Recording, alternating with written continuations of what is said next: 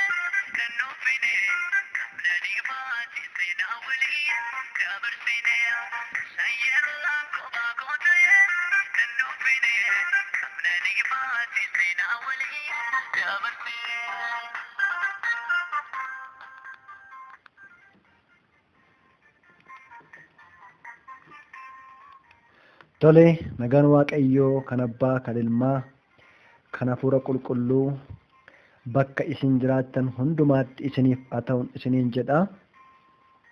Ani nagaa koodha. Inni nagaa nuuf kenne Waaqayyoo keenya bara baraan kan eebbifame haa ta'u.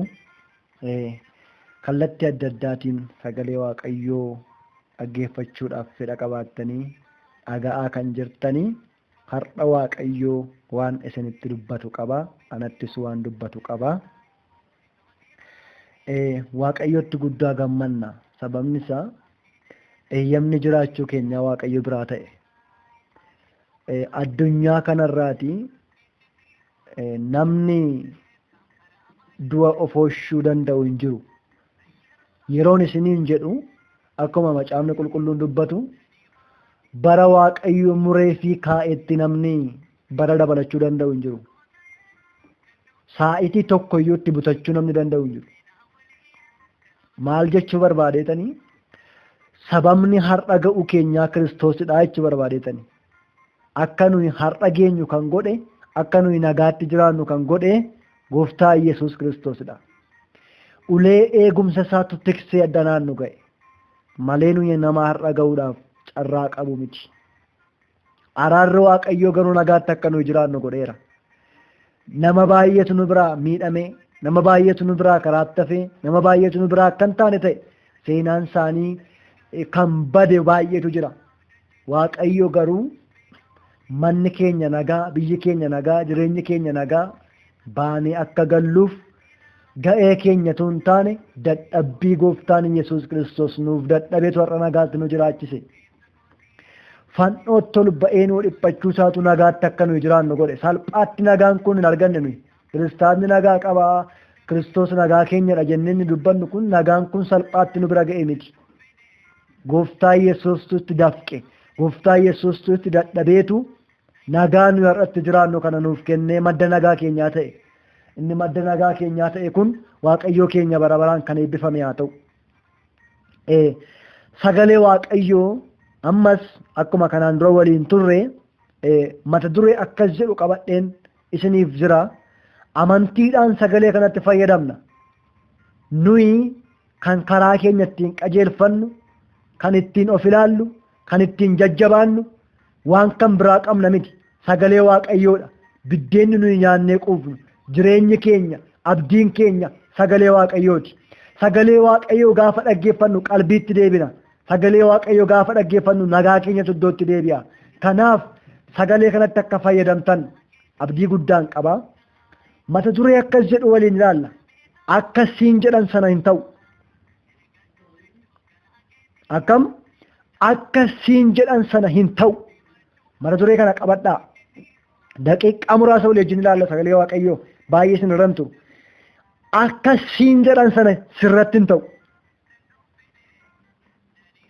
Mee of ilaallu sagalee kanaan. Waaqayyo waa malee natti dubbachaa hin jiru. Waa malee sitti dubbachaa hin jiru.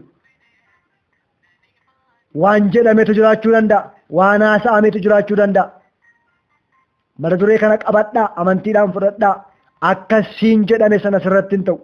Kutaa sagalee Waaqayyoo keessaa nan dubbisa. Wangeela Yohaannis boqonnaa 8 lakkoofsa 1 qabeen dubbisa akkas jedha. Yesuus ergasii gara gaara ejersaatti ol ba'e. Ganama obboroos deebi'ee gara mana qulqullummaa dhaqe. Namoonni hundinuu gara isaa dhufnaan inni immoo taa'ee isaan barsiisuu jalqabe. Barsiisonni seeraatii fi Fariisonni dubartii ejja irratti qabamte tokko ol galchanii namoota gidduu dhaabachiisan. Yesuusin immoo barsiisaa, dubartiin kun utuu ejjituu qabamte Museen seera keessatti dubartoota akkasii dhagaadhaan rukunnee akka ajjeefnu nu abboomeera. Egaa ati immoo maal jettaa jedhan. Dhageessaniittu? Gooftaan Yesuus qaamaan lafarra deddeebi'a. Bara dubartiin kun qabamte. Garuu waan isin dhibu barri sun bara araaraati. Bara gooftaan Yesuus lafarra deddeebi'ee hojii gurguddaa hojjechaa jirudha. Amma akkas godhani Fariisonni. Bara gooftaa Yesuus lafarra deddeebi'aa turee fi bara Museen geggeessaa ture. Bara Musee seeratu jira. Akka bara kakuu haaraa miti. Erga gooftaa Yesuus dhufee lafarratti dhalateetii akkas miti. Bara kakuu moofaa keessaa bara Museen geggeessaa ture. Namni cubbuu hojjetee jennaan ammuma qabamtee jennaan maaliin hin jiru. Sii dhume cubbuu hojjettee jennaan. Dhagaamaa yeroo sana dha'anii ajjeesu. Bara kakuu moofaa akkasidha. Gooftaan Yesuus erga gara biyya lafaa dhufee booddee dubartii kana akkas jedhanii qabanii fidanii. Utuu isheen ejjituu qabneedha dubartii kana. Fuulaa fuulatti qabanii fidanii.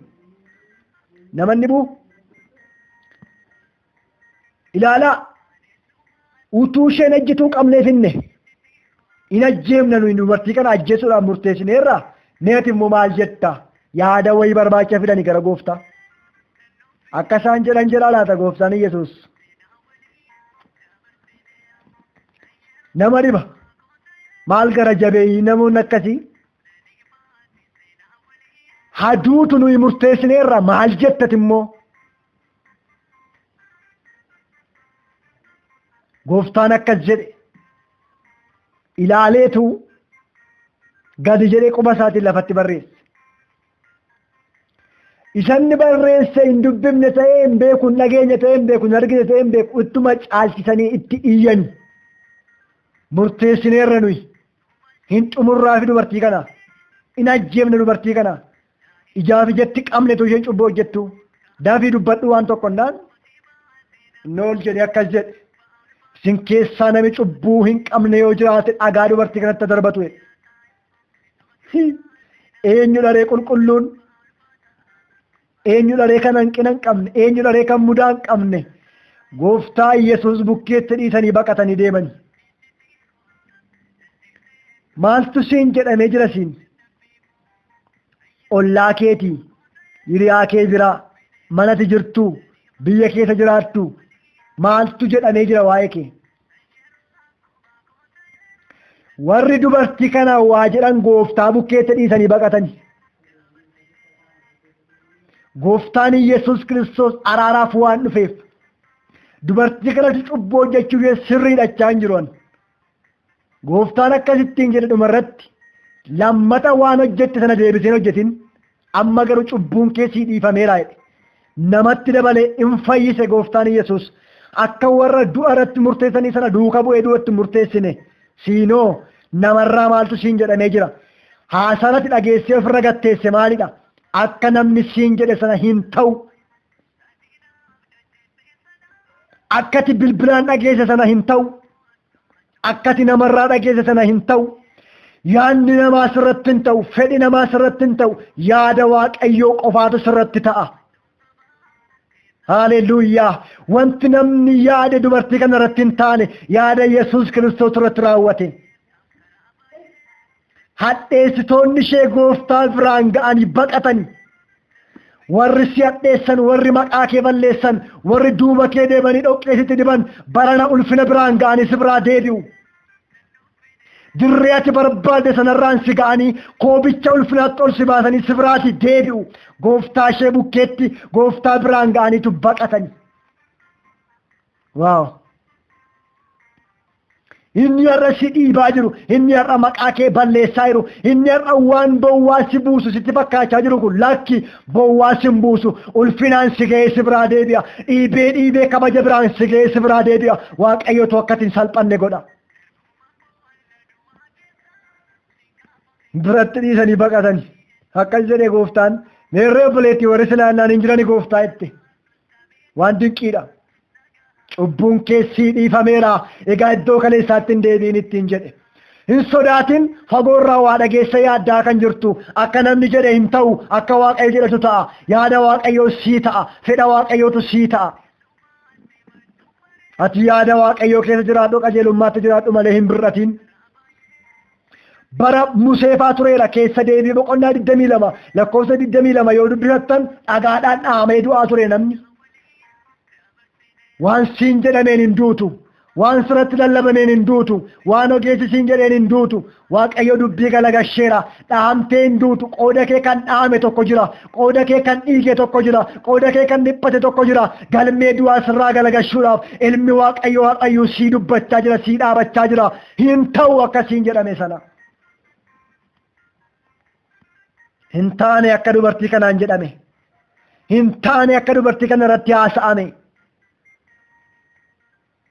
Yaaddoo guddaa, sodaa guddaa keessa kan jirtu, karaa baatu kan dhabde, haasaa namaatiif, dubbii namaatiif, mammaaksa ollaa kee mammaakamu sanaaf karaa baatu kan dhabde, Waaqayyo karaa siif ta'a. Sirratti hin ta'u inni haasa'ame sun, sirratti hin ta'u inni ati sodaatte sun. Wanti Waaqayyoof dadhabame raawwatee hin jiru. Yoo ati qabaattes, yoo ati dhabdes namni waan siin jedhu hin dhabu. Amala namaati waa jechuun, garuu warra waa jechaa jiran Waaqayyo afaan sirraa qabachiisa. Waa dubbachuun amaluma namaati. Afaan namaa keessaa jaallatuuf jibbitus waan dhabdu. Barati qabaattes waa siin jedha namni. Barati dhabdes waa siin jedha namni.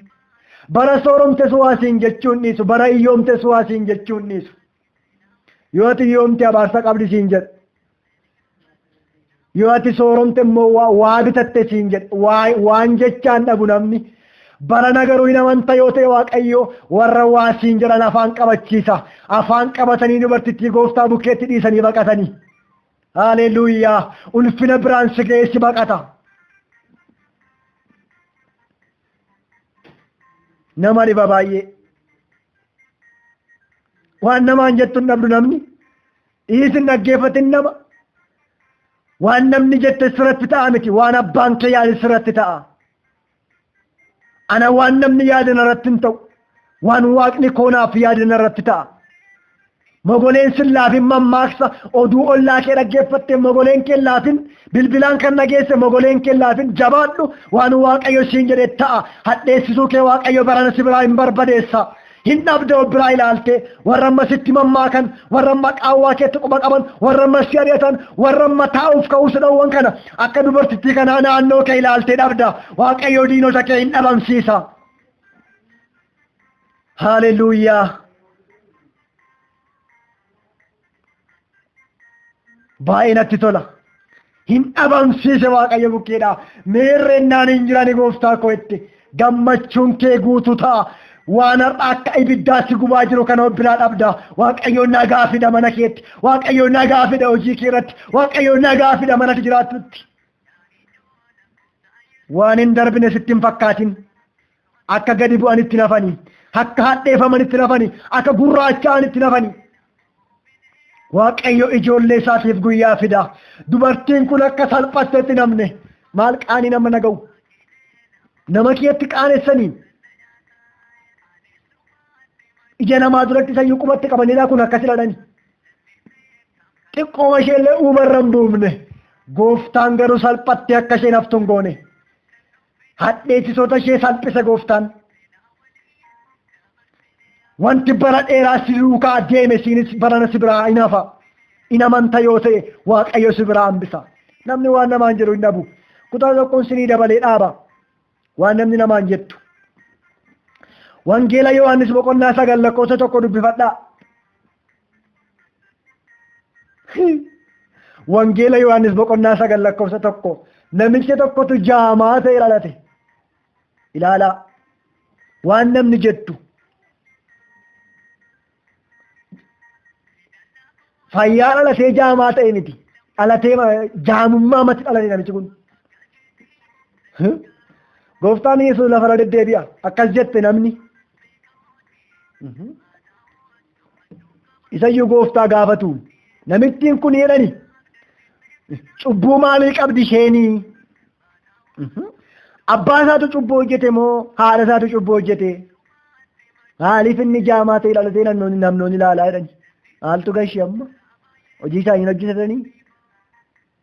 Inni akka Waaqayyo uumetta jiraatu maaltu dhimma namaa kee nama gashee? Namni tokko adeemee dhufee dhimma namaa kee gala. Maal jedha fakkeenya keessaa namni akkasumaan adeemee dhufee dubbii namaa keessa lixuudha. Akka nama saree karaa adeemtu eegee ishee gamgodhee qabuutidha. Namni eegee sareen qabaa hin ciniinte ofirra galagaltee. Akkasi namni adeemee dhufee dubbii namaa keessa namni galu akkasidha. Waan godhu hin beeku jechuudha. Maaltu gashee waa'ee namaa nama? Jennaani gooftaan lakkiidha. Abbaanis cubbuun hojjenne, haatis cubbuun hojjenne. Isa fayyisuudhaan ulfinni Waaqayyoo akka mul'atuuf jaamaa ta'e dhalatee gooftaan. Waaw akka namatti tolu. Itti mammaakuuf ka'anii siinuu yoona waan meeqa jechaa jiru. Sababii ati dhukkubsattu, sababii ati rakkattu, sababii haalli siif jechuu dide. Isatti barsiifamaa jirtu hin beekani waan baay'ee mammaakaa jiru yoonayyuu naannoo keeti. Kun abaarsa wayii qaba. Kun abaarsa wayii qabdi kan siin jiru jiraachuu danda'a siiniyyuu yoona.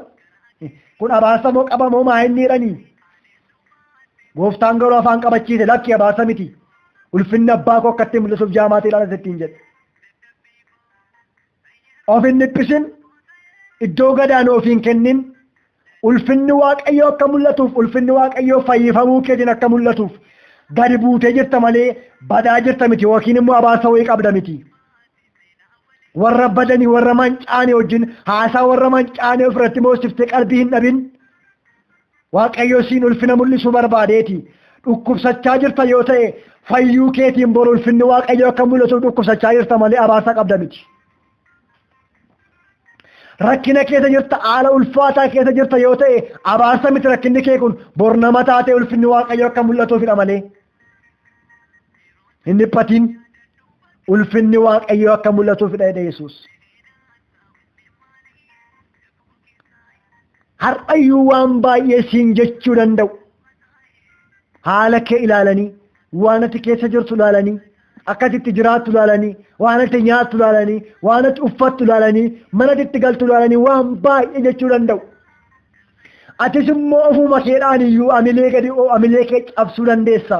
Waan keessa jiraattuun of daangessitee, haala kee har'aan of daangessitee abdii kutachuu dandeessa. Haala keessa jirtuun abdiin kutatiin haalli hin jijjiiramne hin jiru.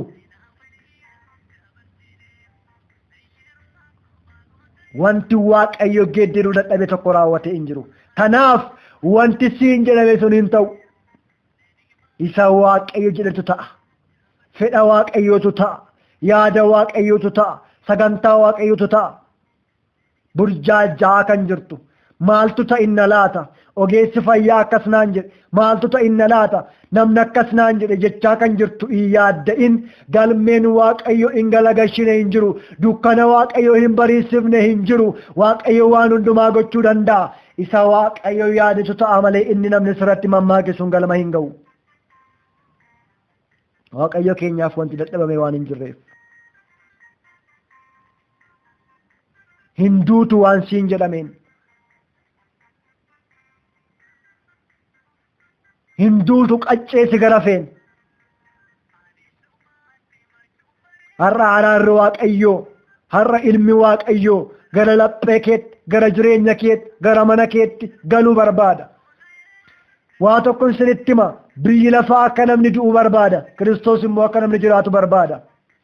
Biyyi lafaa inni namni akka du'u barbaadu dubartiin kun akka duutu barbaadanii dhagaadhaan rukunni ajjeefnaa jedhani. Gooftaan Yesuus Kiristoos garuu garaa araaraa waan qabuuf deebitee cubbuun hojjetanii ittiin jedhe. Atumtiyyuu cubbuu hojjetteef of katasaa kan jirtu. Balleessaan qabaane jiraachuu hin danda'u si'achi fuula Waaqayyo durattis fuula namaa durattis gatiin qabu jettee tuqaa keessee kan jirtu lakki gatii qabda. Waaqayyo dhiigaan si bite araaran si godha araaran siif godha sin fayyisa naman si godha iddoottan si deebisa qalbiittan si deebisa baddee naftu gatamtee naftu siin jechaa jira Waaqayyo. Tu Waaqayyo garaa namaa qabatee dubartiin kun hin fayyitu. Waaqayyo garuu araaraa si gochuu barbaada. Haala amma keessa jirtuun hin duutu. Du'aa tureera namni baraka kumoofaa. Amma garuu hin duutu. Waan waraanamteen waan iddamteen hin duutu.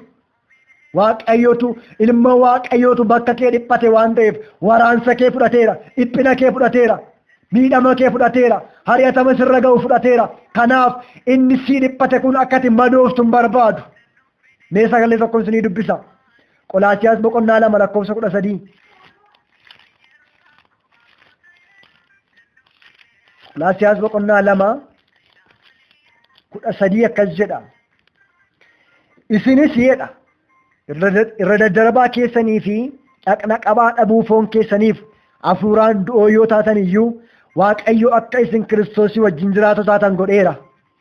Irra daddarbaa keenya hundumaas nuuf dhiiseera. Ameen. Nuuf dhiiseera. Lakkoofsi 14 akkas jedha. Wanta nu irratti caafamee ture isa nutti hin tolin sana waan inni karaa seeraa nurraa barbaadu wajjin duguugee fannootti cinqaarsuu isaatiin iddoo isaatii balleesseera. Fannoo sana irratti Kiristoos warra qilleensarra gooftummaa qabaniif humna qaban harka duwwaa hambiseera. Bakkeetti isaan mul'isuudhaan salphisee isaan agarsiiseedha. Ilaalaa. Qooda dhiphina kee Yesuus fudhateera. Dhiphinni kee itti hin fufu. Rakkinni kee itti hin fufu. Boo'ichi kee itti hin fufu. Gidduu sii galeera Waaqayyo. Maal jedha Phaawulos? Isa nutti hin tolin sana fannoo irratti cinqaarsu isaan duguugee iddoo balleesseedha. Wanti sitti hin tolle kanaan booddee iddoo isaan jiraatu. Mana kee keessaa wanti sitti hin tolle. Bakka jiruu keetii wanti sitti hin tolle. Lafati deddeebi karaa keera lafati barattu wanti sitti hin tolle. Deebi'ee iddoo isaan jiraatu. Fannootti ol ba'u gooftaa Yesuusin wanti sitti hin tolle guyyaa har'aatii qabee duguugamee iddoo isaatii hin bada. Wanti sitti hin tolle sana mana kee keessatti deebisee hin argitu. Sababa ilma Waaqayyoo mana kee keessaa bada. Sababa ilmi Waaqayyoo jiruuf jireenya keetti makamuuf wanti sitti hin tolle sun iddoo isaatii bada. Tarii dhukkuba ta'uu danda'a. Wallaansoo jireenyaa ta'uu danda'a. Gaaffii ta'uu danda'a. Waan humna kee ol ta'uu danda'a. Waan sitti hin tolle baay'ee mana kee keessaa qabaachuu danda'a. Cinqaarfamuu ilma Waaqayyootiin garuu duguugamee iddoo isaatii hin bada. Nagaatti deebitee hin jiraatta. Obboloota ko abdii kutannaa keessaa ba'aa. Jajjabaadhaa. Kiristoositti amanee namni salphate. Kiristoositti amanee namni du'e. Kiristoositti amanee namni namaa gad ta'ee hafe hin jiru. Macaafni qulqulluun hin dubbatu. Warra amananii oolan garuu hin dubbata. Warra amananii fayyan garuu hin dubbata. Yoo yaada seexanaatiin geggeeffamaa jirta ta'e garuu sodaadhu. Dhaamsiyan siif qabu. Hafuura Waaqayyootiin miti yaada Waaqayyoo keessa hin jirtu yoo ta'e warra biyya lafaa wajjin jiraachaa jirta yoo ta'e waan garaan keessi eeyyamu waan sammuun keessi eeyyamu gootee jirta yoo ta'e inni namni siin jedhe sirratti ta'uunsaa beekamaadha. Garuu ati kan Kiristoosidha. Biyya lafaa ganteetta. Hojii dukkana keessa hojjetamu kamiyyuu dhiifteetta. Harka kee dhiqatteetta. Kiristoosiif adda baatetta yoo ta'e sirratti hin ta'u. Isa kanammoo mirkaneeffadhu ati. Ganteetta of dhiifteetta biyya lafaa dhiifteetta taanaan yaada Waaqayyoo qofaa sirratti ta'a. Har'umaan qabii of qulqulleessi. Har'umaan qabii gara yaada Waaqayyootti deebi'i malee inni namni siin jedhe sun sirratti hin ta'u. Rakkinni kee har'aa kun immoo gadi bu'uun kee har'aa kun dhiphinni kee har'aa kun danqamuun kee har'aa kun bor keessaa baatee ulfinni Waaqayyoo akka mul'atuuf malee akkati badduuf miti. Kanaaf oduu dhageessanii magoleen keessan kan laafe qalbii kan amma qalbiin isin keessaa badutti dhiphachaa kan jirtan sammuutti deebi'aa. Waaqayyo akkati baddu hin barbaadu. Inni namni siin jedhe sun sobadha sirratti hin ta'u. Yaada abbaa keetii sirratti ta'a.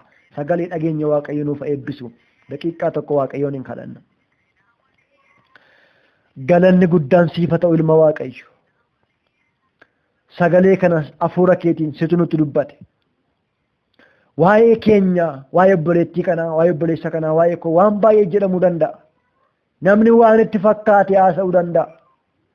Namni waan itti fakkaate mammaakuu danda'a waa'ee namaa. Akkuma dubartii kanatti quba qaban, akkuma namicha jaamaa ta'e dhalate kanatti quba qaban, har'as ilaa obboleettii kanaan namni waan baay'ee jechaa jira.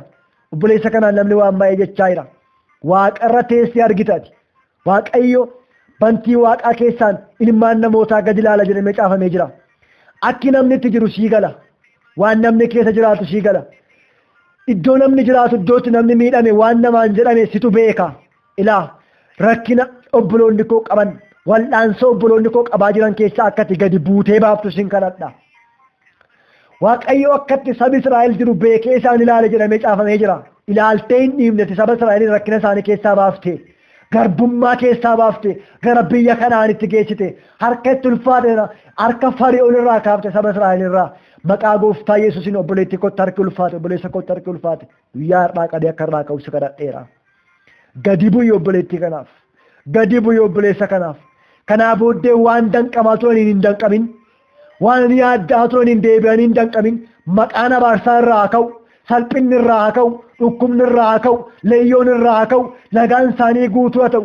Manni isaanii nagaatti deebi'u. Jireenyi isaanii nagaatti deebi'u. Wanti isaanitti hin tolle sin kadhadha ilma Waaqayyo. Sagalee kee dubbata. Isa nutti hin tolin sana situ iddoodhaa balleesse. Wanti obboloota kanatti hin tolle iddoo isaatii abadu. Sagalee kana warri dhaggeeffatan kun maqaa Yesuusiin guyyaa har'aatii qabee wanti isaanitti hin tolle mana isaanii keessaa akka dhabamu sin kadhadha. Hojii isaanii keessaa akka dhabamu sin kadhadha. Obboleettiin kun obboleessi kun waan isatti hin tolle waan isheetti hin tolle maqaa Yesuus Kiristoosiin jiruuf jireenya isaanii keessaa haa dhabani. Jireenyi isaanii nagaatti deebi'u. Manni isaanii nagaatti deebi'u. Ati nagaadha. Ati boqonnaadha. Ati haara galfiidha. Eenyu cunqurfamaa hafe. Eenyu gadi bu'aa hafe, eenyu miidhamaa hafe, eenyutu arrabsamaa hafe, eenyu rakkachaa wawwaachaa hafe warra sitti amanan kunoo dubartii kanarraa leeyyoo kaafteo, salphina oolchiteo, akka isheen jiraattu gooteo, du'aaf jireenya gidduu ta'anii birachaa kan jiran bira gahi qaqqabi, bira gahi qaqqabi, nan du'amoo akkaman ta'a, nan fayyamoo nan du'a warra jechaa jiran. Halkan gidiraa halkan rakkinaa isaanirra kan dheerate bariisisiif, dhaqii bariisisiif. Halkan dukkanaa Phexros irraa kan bariisifte, halkan mana hidhaa Phexros irraa kan bariisifte bariisisiif. Dukkanni isaanii abari'u. Ol galii warra miidhamaa jiranitti, ol galii warra boo'aa jiranitti, ol galii warra fira dhabanitti, ol galii warra nama dhabanitti. Ati fira warra nama hin qabneeti. Nama namni garsuun irratti ka'ee balleessuuf ka'ee dubartii kanaaf garaa laaftee akka isheen fayyitu goote. Warra namni irratti ka'ee jalloonni irratti ka'anii mana isaanii jireenya isaanii balleessuudhaaf yaa Waaqayyo guyyaa irratti qabatanii jiraniif ol ka'i gidduu galiif yaadni kee irratti ta'u. Egaa yaada koo malee yaadni namaa sin irratti hin ta'u jettee sagalee kee nutti dubbatteetta. Akkuma dubbatte kana nuuf godhi. Waan nutti dubbatteef si haa galatu. Qaanqii haa eebbifamu. Maqaa Yesuusiin ameen.